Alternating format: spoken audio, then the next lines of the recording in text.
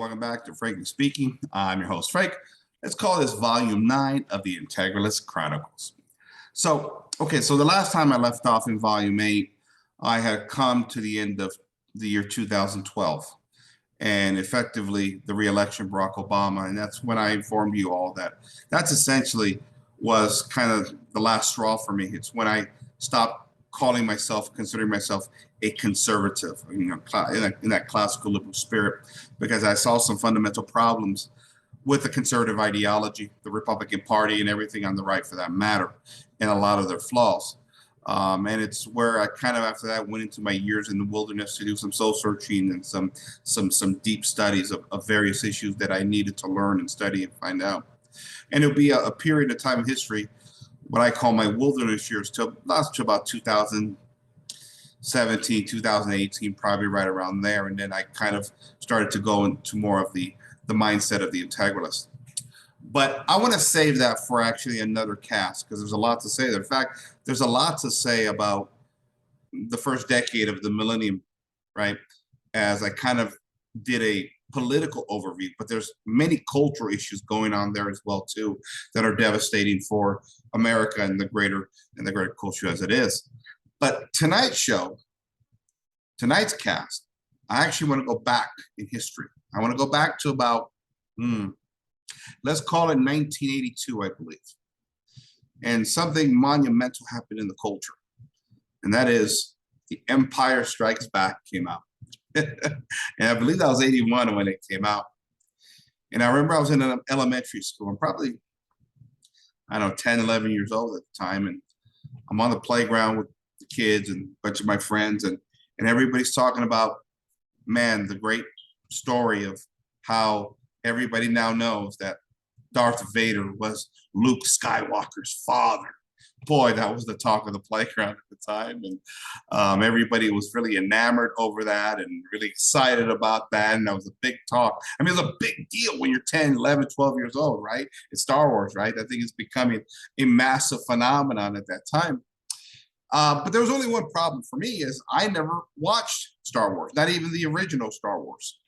My parents being, again, immigrants to this country, and never really took to American culture as much as they would later on. They would a little bit later on, but for us, for my parents, they just didn't go to movies. It wasn't their thing. All of our social kind of events revolved around family, right? Family get-togethers, parties, birthdays, weddings, celebrating feast days of saints, going to church. We would go over at night and get together family, have coffee, play cards, right? The kids will all be running around in their socks, sliding around, the living room, whatever it was. And that's kind of how we grew up. Again, Catholics and other immigrants, they kind of went to these enclaves where they had others like them in the same communities. At the time, you had solid Catholic communities. You had solid Italian, Irish, German communities, Polish communities. You went to where there was, people like you, shared your values, your faith, your religion, your customs, your tradition. And that's where Italians were still kind of hanging out. At least my family was at the time. And so the extended culture, especially going outside the family, it's just not something that my parents were doing. Plus, there was a language barrier. My parents really didn't watch a whole lot of television per se. I think we might have watched I Love Lucy because everybody kind of loved that universally or something like that. But my mom started to fall in love with soap operas in the 80s. That was big a little bit later on and things like that. But generally going to the movies was not my thing. And so being here 10 years old at the time, elementary school, I'm kind of missing out. I'm like, man, I want to watch the Star Wars thing. I don't know what it is, but it sounds really, really cool. So if you remember at the time, if you're as old as I am, of course, I'm old now, the alternative way to watch Star Wars, if you weren't going to the movies at the time, remember, this was pre-cable, this was pre-VHS, or at least when those things came out mainstream, at least, right? Because a lot of those technologies first go to the wealthy. So like something like VHS that comes out, I think, well, we didn't get our first VHS machine until about 83, I think, maybe 84, right around there. But these things first go to the upper classes, then they drop the prices, and the middle class come in and buy that technology up, right? But there was another way for me to be able to buy or watch Star Wars. And we had something called On TV and Select TV. These are subscription services that through a cable, right, kind of like cable, but it was one channel that could be plugged right into your TV. I believe that's how it was. I was young. And it was interesting because for me, I went home to my dad and said, hey, Dad, listen, I want to watch these movies. I'm missing out. I want to watch Star Wars. Plus on TV had the Lakers, right? I was becoming a sports fan, right? LA Lakers were a big thing back in the 80s with Magic Johnson and Kareem and things like that. And so I said, Dad, can we get on TV? I want to watch Star Wars and a bunch of other movies, because it was a bunch of movies the kids were talking about, not just Star Wars, a bunch of, I was really missing out socially at school. And my dad was like, okay, well, let me think about it. I don't know if he was blowing me off. I don't know what it was, but, but if you remember the thing about On TV and Select TV, while you would get your primary cinema movies during the day and the late afternoons, you would get the Lakers game at night, but after a certain time late at night, kind of the wee morning kind of a thing, right? They would pull out the soft porn. And I believe, I could be wrong here, but I believe On TV and Select TV were the first time we had soft pornography starting to filter into the American home. It was a monumental moment, and I think a moment we've never recovered from socially and culturally, considering the level of moral depravity that we now have, and in sort of, with the state of the broken family now, right? And if there was something before On and Select TV, I don't know. I don't remember. I would have been too young at that point, but that's what I remember. And so, but my intentions as a kid, I wasn't there with all the sexual depravity at that age. My point was I wanted to watch Star Wars and other movies. I didn't want to miss out. I want to talk about it at school the next day with my friends. I want to watch the Lakers, right? I'm 10, 11 years old. And I asked my dad, and my dad, well, okay, I'll think about it. Think about it. And but he never followed through on it. And then one day, this was maybe a few weeks later, actually, that I had this conversation with my dad. We get a knock at the door, and my dad goes up to the door and says, yeah, hi, I got something new and interesting and could change your life, kind of a thing. Oh, you want On TV? You want Select TV? I got cable TV for you, because now we're going to stream in not just one channel, but 30 channels or 35 channels or 40 channels, whatever it was. And here comes the list of all the channels now they're going to be on cable, right? That's when the introduction of ESPN came out. MTV, I believe CNN came out as well too at that time, and a whole host of other channels, right? TBS. And then we got more access to soft porn, right? HBO, Showtime, they started filtering all these soft porns directly into the home. And that would really be the precursor, and in my opinion, the final straw that would eventually lead to the complete destruction of the family, but even more so, exploit, again, the sexual revolution and take it to a level to where it would make us completely morally debased as a society. Again, there are monumental moments in history, right, that change the trajectory of history, the space-time continuum, as Doc Brown would say in Back to the Future, right? And maybe those that lived in the 50s and the 60s can point to other things, right? Maybe Elvis shaking his hips, or what else? Some really terrible, graphic, pornographic cinema movies from the early 70s, things that I don't remember. But I do remember the onset of cable TV and eventually VHS, because see, what cable did was it introduced soft porn first into the American home, but it would be about a year or two later when VHS became mainstream that now we had hardcore porn being filtered into the homes. And again, that was the moment that the sexual addictions of pornography were taken to the next level, because now everybody can access it, right? Before that, you would have to go to a liquor store and kind of pull down your hat like this, right? And you go up there, you show your ID, you get your pornography, you put it in a bag, you make sure nobody saw you, right? Because there was still shame and blame, right? It's like I said in previous cast, there were still certain moral barriers at the time, right? First of all, on mainstream TV, before cable, before On and Select and all these other stations, there was certain safeguards community safeguards, right? A censorship that would protect us from a lot of these moral depravities and sexual issues and pornography issues, right? But you could always get the pornography underground. You know, the Playboys goes back, I believe, to the 1950s, if I'm not mistaken. And to access those, you would have to go through some basic loopholes, right? And most people would be embarrassed or shamed to go get it, right? Our pre-World War II generation, grandparents' generation still alive, they're kind of holding up certain moral barriers, certain barriers of, you know, shame and blame. They're kind of, you know, they're still holding up the ideas of virtue and piety and modesty, right? Things like that. And so that's why I say pornography and the sexual license of the 80s was kind of underground. It wouldn't be till the 90s until that pre-World War II generation, my grandparents' generation, would die off, that all of this really comes up to the surface in the 90s, to where there is no shame. And now we're shacking up out of wedlock with no shame at all anymore, right? But we had to have steps to get us there. We had to be broken down morally, you know, surely but slowly. That's why I say to you, I said to you in a previous episode here, I said to you guys, listen, in the early 80s, I'm 10, 11, 12, 13 years old. Well, more like 13, 14 when I'm into puberty, right? So that's probably the mid 80s. I mean, we're having discussion as boys that we still want virgins as wives. And by the time 7, 8, 10 years later, we get to the 90s, we can't expect virgins anymore as men, as boys anymore now, right? Because now everybody's been sexually liberated, right? And it starts in the 20s with some Protestant denominations starting to make exceptions with contraception, and we're going through, you know, the gay 20s, the happy 20s. Everybody's prospering, making money. We're going into the 60s, and the 60s really is the full fruition of that.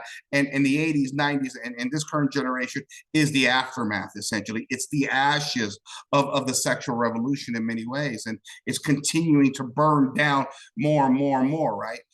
With every generation that comes after that.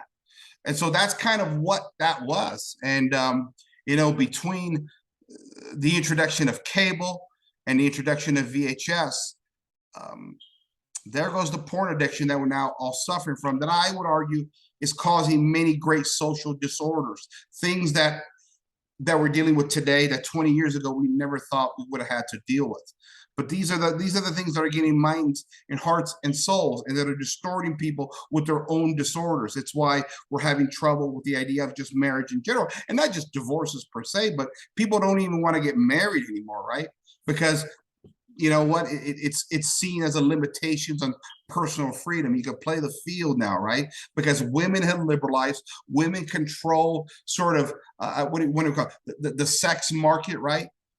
And maybe 40, 50 years ago, women would sell a lot higher on sex because it was a little bit difficult with sex, so you had to marry a woman to get sex. Well, now women are selling low on sex, right? You don't got to marry them anymore, right? Why buy the cow when you know that old saying, right? when the woman's already given it up, I guess, without any commitments to marriage. This further continues into the devolution of culture. That's why I say by the time we get into the 90s, shacking up out of wedlock publicly with everybody knowing about it, it's not even shameful anymore, right? Having kids out of wedlock, right? And then throwing parties and celebrating, having kids out of wedlock, where just 20, 30, 40 years earlier, you would have been hush hush about having that child. That child would have been, okay, well, we're all embarrassed. The family's embarrassed here. What have you done here? You brought shame and disgrace and things like that. By the time we get to the 90s now, it's all public, it's all celebration. Because what happens is porn and all these other liberties that in a liberal society we always promote, it has broken down all moral standards by that time in history. And so I purposely remember cable TV and eventually VHS and how that changed. And remember with cable TV, it wasn't just, the soft porn we get through HBO and Showtime and things like that, but it was also the MTV, right? And the raunchy videos of the 80s. I love that music from the 80s, I got to tell you. But it really was it really did take our culture to I guess off the cliff in many ways, right? You got Madonna like a virgin, and all of a sudden now every parent in the world has to explain to their 7-year-old what a virgin was, right? Who wanted to have that conversation? You got Prince, when doves cry, taking a butt naked scene, in a bathtub kind of a thing, right? I mean, this is the kind of depravity that we're seeing all over the place. And then the music goes to the next level, right? Sexual license in the music and things like that. You begin to see that. And so it's the continued devolution of our culture. And for my part, I know those, again, in the 50s and 60s could probably point out to things that happened in their generation. My generation, it was cable TV, it was VHS. First, we bring in soft porn. Secondly, we bring in the hard porn and every other form of liberalism. Now, the programming, right? It wasn't just ABC or CBS or NBC anymore. Now it's 30, 40, 50, 60 channels now for Hollywood to indoctrinate you at every level, right? From cooking channels to soap operas to CNN, being filtered through. And in many respects, I would argue through that media propaganda, that really Americans are more, I would argue Americans are the most propagandized human beings in the history of the world. I believe our propaganda may have been worse than the propaganda of the Soviet Union. I got to be honest with you. I think it was, because ours is much more subtle, but just as insidious, right?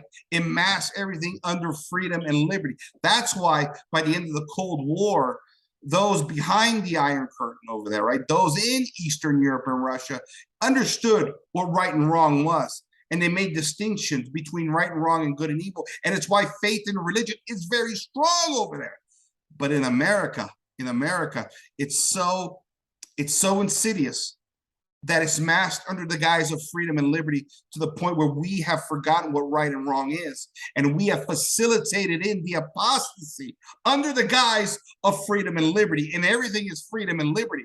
And this disease affects not just the left, it affects the right. Right? Because when you see the likes of, for example, Glenn Beck, who argues we can't ban porn or we can't even ban blasphemy because the freedoms of God supersede the offenses of God. Because what offends God is, right, suppressing freedom more than it is blaspheming his name. That's the kind of madness that comes from the political right, where blaspheming the Lord is justified under freedom and liberty. It's amazing. It's amazing. No other generation would have thought of that, would have thought in that manner. And then we think we're better because we got these freedoms and liberties that we cherish from the foundings, and yet the culture's falling apart. And that's the answer the right, the conservatives never give you. They'll talk about the virtues of democracy and post-enlightenment society, but they don't want to talk about the vices that destroy the very thing they love. Only the utopian vision of this enlightenment ideology, and never the evidence of the ground, on the ground, right? The family, the culture, gone, obliterated under their tutelage. Let's call it that way, right? Because blaspheming the Lord is freedom in America. It would have been blasphemy for 2,000 years in all other parts of Western Europe when it was governed under Christendom. That was a moral sin, but in America, it's freedom. So, okay, sorry, I had to get to that right. But anyways, listen, this is what I'm highlighting here, the ever devolution of our culture. And this is my experience. And I think these are experiences that many people have seen if they choose to see them in that manner. I have, right?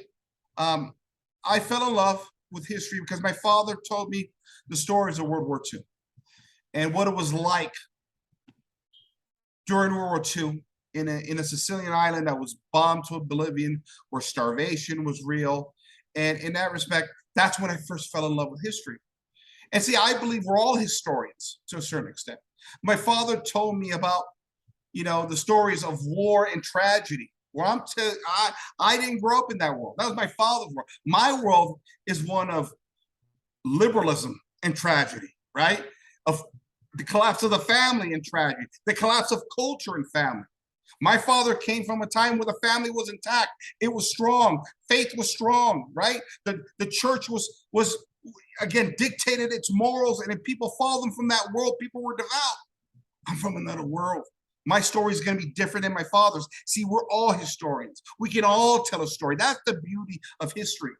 That's why I was a history major in college. And so this is my story. When I talk about, and I talk about this a lot, the complete moral collapse of Western civilization, particularly America, I lived through it. I've witnessed it. And this is what I'm doing here in this cast, to share my experiences. And let's be honest, experiences that a lot of people don't want to talk about, because a lot of people have gotten caught up in the culture. And for many years, I did too. I was a victim of this too. This thing we call liberalism, it's seductive. And at some point, it pulls in almost everybody. Apart from those that have a special grace from God, everybody's sucked into this thing. Then it's a matter of, if we want to find God's grace, God's word, God's truth, and pull ourselves out. And even that becomes almost impossible in a society where there is no cultural reinforcement of the faith, where everything is masked under freedom and liberty, where we titillate every passion in the name of freedom and liberty. What's that famous saying I recently heard? I forgot who it was. It might have been a Catholic priest who said that classical liberalism has built a society where we have everything to live for, but nothing to die for. Now that's important, because that will shape the way we live our lives. Because if we have nothing to die for, then everything is about now. It's about this world. It's about the material world. And it's about embellishing in everything that we can, the comforts, the pleasures, right? And that's what we've become. A society that doesn't have spirituality, doesn't have true faith, true religion anymore. In a society that wants to embellish in the material world. And that's what classical liberals have embraced and sold us for a long time. And then, of course, through that excess of materialism and pleasures comes this completely disordered generation we call progressivism, right? That's why I tell you, right? The right and the left, they're siblings, or you can even actually call the progressive offsprings of the classical liberal. The children that continue to rebel, the children that you can't control, right? I've said it many times before. As an Italian, I found it strange how in America, a nation built off the concept of revolution, how every generation rebels against their parents' generation, right? Children are always rebelling against their parents in America, where in other parts of the world, particularly Catholic parts of the world, and really even a lot of pagan parts of the world, didn't have that rebellion. Our elders, our parents, our grandparents were respected. Their values, their truths were cherished by their descendants, right? But in America, it's different. We're always rebelling. I would argue a lot of that has to do with Protestantism. And really, by the time you get to the 80s, we're seeing the malformed Protestant nation with all its subjective truths coming to full fruition, because Protestantism was the first democratic movement where you got to pick and choose your own personal moral codes. You got to pick and choose whatever church you wanted to be a part of, right? And that kind of subjective sort of move in the area of religion eventually is going to lead to subjective behavior in the culture and affect the family adversely, I would argue. Now, I know a lot of conservatives say, well, the founding fathers said that the Constitution was for a virtuous people. Okay. That really hardly matters to me, to be honest with you. Because if there's not a mechanism within the framework of what the founders established to fix the problem, it hardly matters to me. See, that's the problem I have with all of this. Where's the mechanism to fix all this? Where's the moral arbiter of truth to say this is fair, this is foul, this is right, this is wrong, this is good, this is evil? We don't have that in America. Why? We're autonomous individual. I get to do whatever I want. I get to pick and choose my own religion and my own values and my own laws. Well, that's subjective truth. How do I know that you're not picking your moral values based upon your fallen human nature, based upon the sins that enamor you? Right? And isn't this the fatal flaw of Protestantism at the end of the day? It's all subjective morality. And this plays out in America. all the way through the 1920s, post-industrial revolution, we're seeing it, the gay 20s, right? The 1960s revolution, and all the way to the 80s now, what I'm talking to you about, and eventually the 90s. You know, it hardly matters to me, to be honest with you, that, okay, the early colonial states had state churches. And then it didn't fall apart till after the 14th Amendment. Okay, all right. Okay, if you want to use these legal parameters to make a case that a Protestant integralist nation was somehow or would somehow survive the great apostasy and the great moral collapse of the West, okay, fine, you could believe that, but I'm not buying that case. I'm not buying that argument. I'm not. I mean, think about it. All this doctrinal mess within Protestant churches and communities. How is that going to work out, even if there wasn't a 14th Amendment implemented, right? Let's go back to prior to the 14th Amendment, right? We got a bunch of churches in place, right? You got the Anglican Church that governs this state, you got the Calvinist Church that runs this state, and you got the Presbyterian Church that runs this state. The byproduct of Protestantism has been the devolution of his dogmas, of his doctrines. Protestantism stays in peace by constantly splintering. Is there any guarantees that even if there wasn't a 14th Amendment, that Protestantism would have been able to maintain control of the morals and the ethics of any given state in this nation, considering Protestantism itself has devolved into another mess? Think about it. Look at all the old line Protestant churches. Look at them all. They've all devolved. And the old line Protestant churches have all liberalized. And those supposed Protestants that kind of still maintain some conservative elements have gone into evangelicalism, which is more of a modern phenomenon of the 20th century. Let's assume, for the sake of argument, we'll give control of the Episcopalian Church to the state of, I don't know, Virginia. I don't know what church was in charge at the time of what state. Would Virginia still be a strong Episcopalian state that would maintain virtue and purity and all those Christian virtues that the founding fathers intended if a 14th Amendment wasn't implemented? Would have they? Or would have they succumbed to the greater liberal wave of influence that has swept the world? But even more so, would they have simply succumbed to the disaster and the doctrinal chaos that Protestantism has become? You see what I'm saying? We're here because of Protestantism. We're here because of it.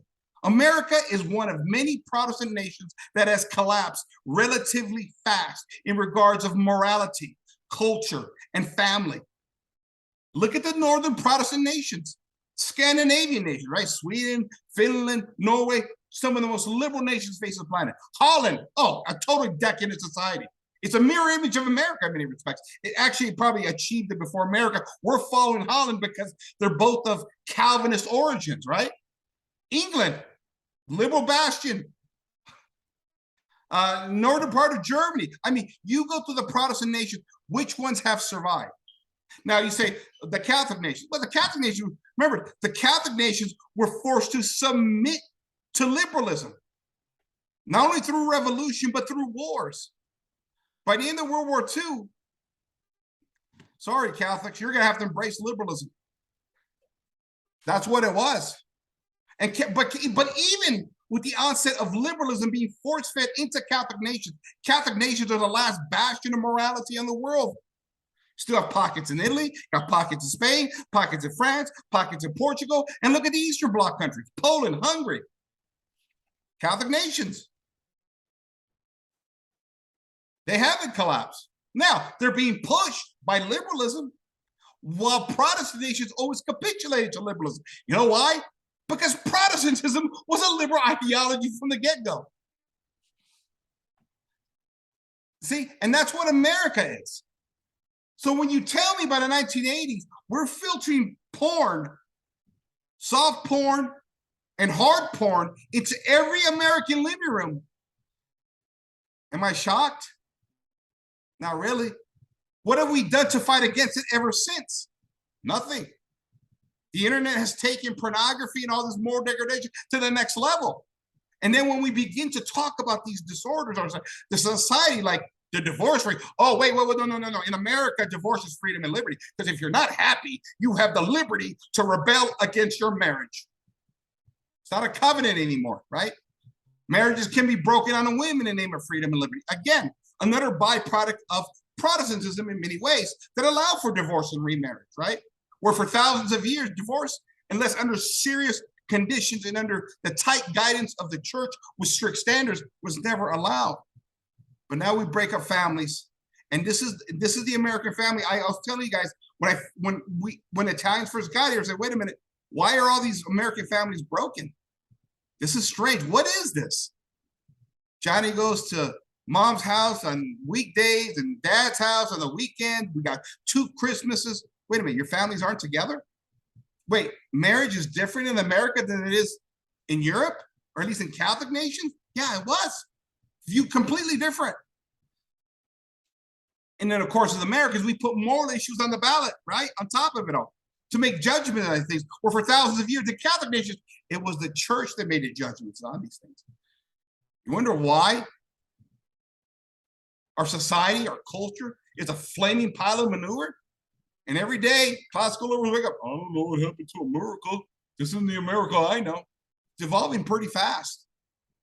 And there's moments in history that we can point to where this thing just continues to devolve to the next step. From my experience, at least what I lived through, the onset of cable and VHS tapes in the early 80s was taking us to a point of no return. Many people blowing it off as, it's not a big deal. It's just soft porn, right? But soft porn was a precursor to the hard porn. And then we went from a society where, okay, now the hard porn's out on VHS. Okay, but we got IDs, right? Kids can't get porn because you got to go to the video store and show your ID until the internet comes around, right? See, the problem is if porn isn't illegal, eventually it will get to everybody. That's always been the end goal. That's Satan's end goal. That's the left's end goal, right? There you have it. That moment in history, I'm telling you, I lived through it. It's my experience in this life. I'm sharing it with you all. I'll continue to do that. I want to thank you for joining me tonight. This is Frank signing off for Frankly Speaking. Again, this is volume 9 of the Integralist Chronicles. Good night, everybody.